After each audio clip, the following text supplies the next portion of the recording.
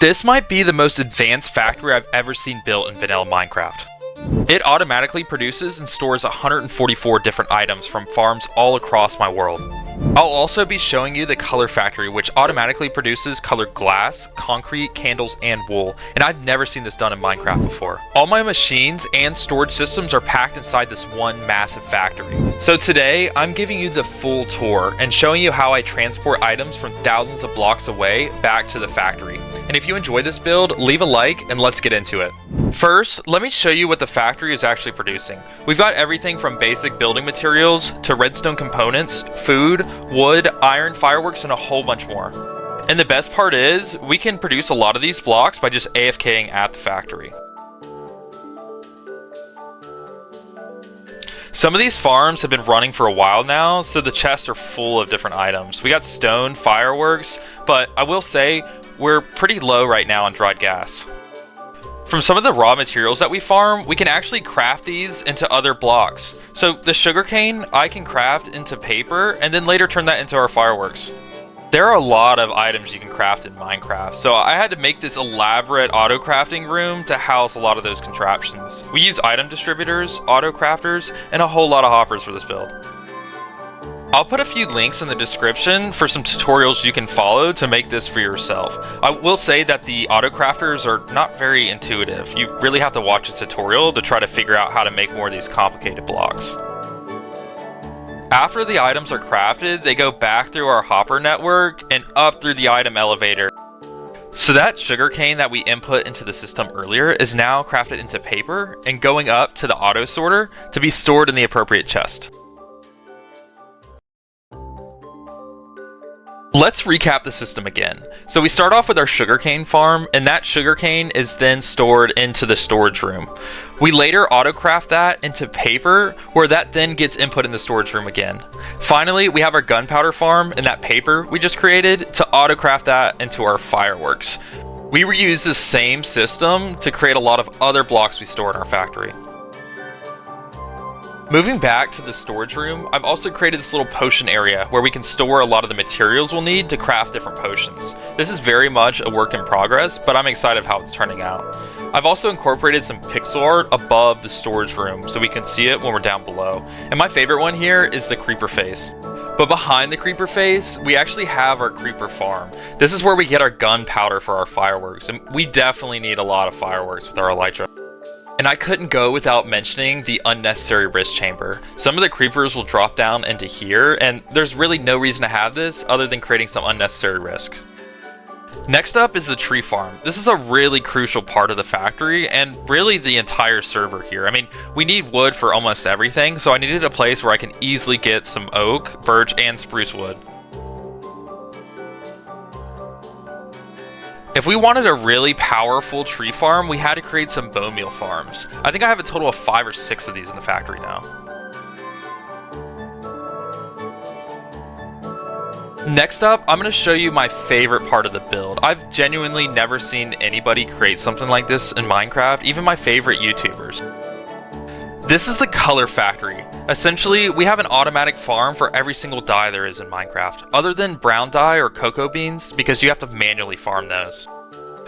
We can then take those dyes and autocraft those into concrete, candles, and glass. We also have a separate wool system that generates us tons of wool. This is my dye storage. I have every single color dye in Minecraft stored here for our color factory. Right behind the dye storage, I have a flower farm that produces me red, pink, magenta, and yellow dyes. And above the factory, I have my cactus farm, which gets us green and light green dye. To get blue dyes, I had to make a flower farm in the nearby flower fields biome and ship the items back to the factory through the nether. In a little bit, I'll go over the nether item transport system. For some dyes like light green, we have to craft from a regular green and a white dye. So I've created this elaborate auto crafting system underneath the dye storage to craft some of those dyes for us. Now let's get into how we actually craft the colored concrete, candles, and glass. We have 3 input chests where we'll place our dyes at to create whatever type of material we're looking to do. So for example, concrete, we're just going to drop in some pink dyes, and it'll auto craft down below with sand and gravel to create that pink color concrete. The gravel we can get from our piglin bartering farm, but the sand we have to manually input. The auto crafters for here are really complex because we needed to place the sand, the gravel, and the dye that we need in the right order so that it would craft the concrete. After the items are crafted, they get sent through the item sorters and placed in the appropriate chest. As you can see, that pink concrete powder that we crafted earlier has made its way all the way to this chest. We repeat this same process for glass and candles. The wool is a little bit different. I didn't want to use all our dyes for crafting our different types of wool, so I created a separate wool farm. This is my favorite design I use. I had this small little empty corner of the room that I wanted to decorate, so I added a color bar with some mobs we've trapped. And that completes the color factory. The color factory has really been a crucial part of our world here recently because a lot of our builds we try to incorporate some colors, and so we needed an easy way to get some of those blocks. Next up is probably one of the most important farms in the entire factory, my iron farm. Up top, we've got villagers constantly spawning iron golems, and once they spawn, the water pushes them down into the opening in the middle. And this iron farm design is probably the most efficient one that I've found. After the iron golems drop through the center, they get pushed into the final kill chamber. Lastly, we have this fully functioning conveyor belt that pushes the iron into our storage chest. And I've also added a bunch of machinery around here that doesn't actually do anything, but it definitely makes the factory look busier.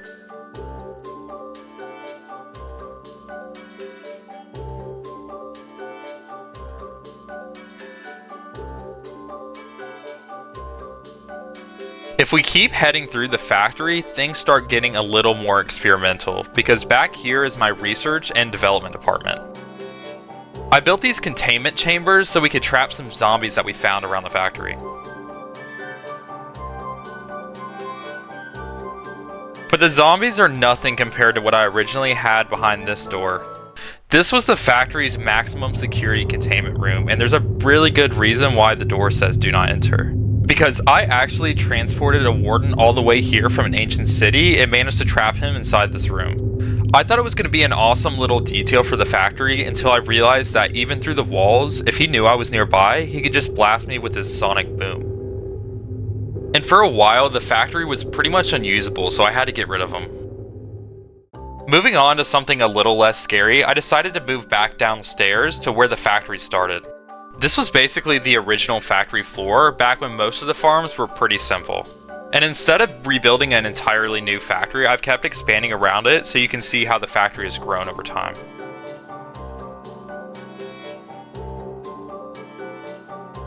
This little area was supposed to be my free-range bee farm, and it looked cool, but it didn't work particularly well. I also wanted this older section to feel a little bit more abandoned and overgrown, so I added these huge skylights with leaves and vines slowly overtaking the ceiling. I eventually built a bee farm that actually works, which is where most of my honey comes from. And right beside that is my automatic smelting system. Anything I want smelted goes into the input chest, gets distributed across all the furnaces, and ends up right in the output chest. Or with a flip of a lever, I can also send everything straight back upstairs into the main storage system. All of the furnaces need fuel, so I decided to add in 4 pretty massive bamboo farms. Each one uses a flying machine made from slime blocks, pistons, and observers that sweep across the entire farm, breaking all the bamboo in its path. All that bamboo eventually feeds into the hopper line, which takes it directly into the smelting system. On the roof of the factory, I actually have a free-range sniffer farm. I'm really happy about how this turned out, and I think the sniffers are too. I wanted these guys to have a nice open area where they could wander around and dig naturally, but underneath all of this is actually another collection system.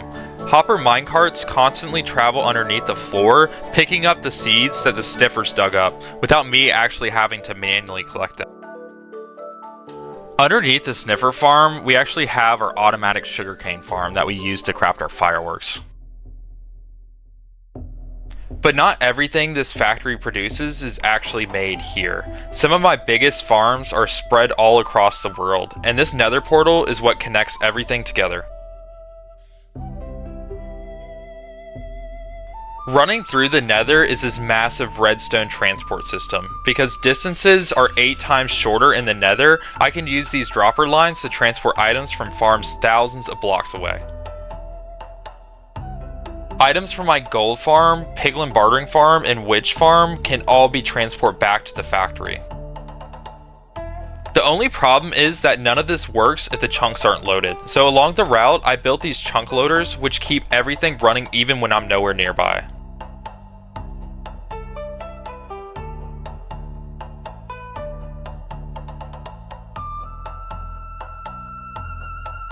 The first farm connected to the system is my gold farm.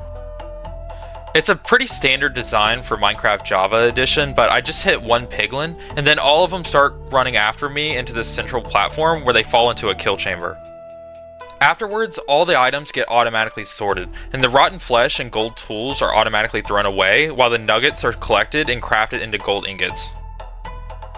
Instead of just storing all of that gold, some of it gets sent directly into my piglin bartering farm, and the piglins take the gold and trade it for things like quartz, gravel, blackstone, obsidian, and a bunch of other useful materials we can use. All of those items then fall from the farm into the collection system with hoppers, and the hoppers pick up everything and feed it directly back into the factory.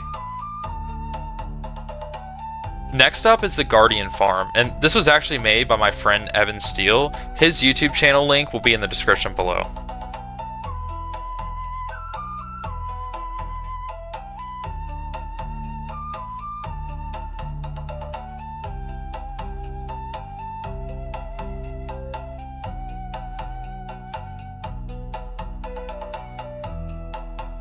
And right nearby is another one of my favorite farms in the world. This is my froglight farm. This one takes advantage of magma cubes spawning inside the nether. So the magma cubes spawn all the way at the top and slowly work their way down through the farm. By the time they reach the bottom, they've been broken down into the smallest forms, where the frogs eat them and automatically produce froglights. This farm is super efficient. We ran this for just one night of AFKing and filled up all our chests. And there's one farm that's over 6,000 blocks away, so I had to use a lot of droppers and a lot of redstone to transport items back to the factory. You could probably guess which farm this is, but it took me a while to find this structure in the overworld.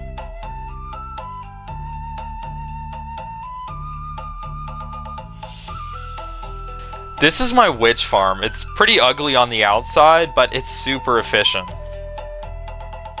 Inside, the witches constantly spawn on these platforms before being pushed to the center of the farm. They're then sent down into the kill chamber where all the drops are automatically collected. And just like everything else, those items enter into the dropper network and begin the 6,000 block journey back to the factory. Eventually, they arrive back here in the factory where everything gets sorted directly into the main storage room. That means that even farms thousands of blocks away basically feels like they're right next door. And that's my automatic Minecraft factory. If you enjoyed this build, make sure to like the video and subscribe, and let's see if we can get 1,000 likes on this.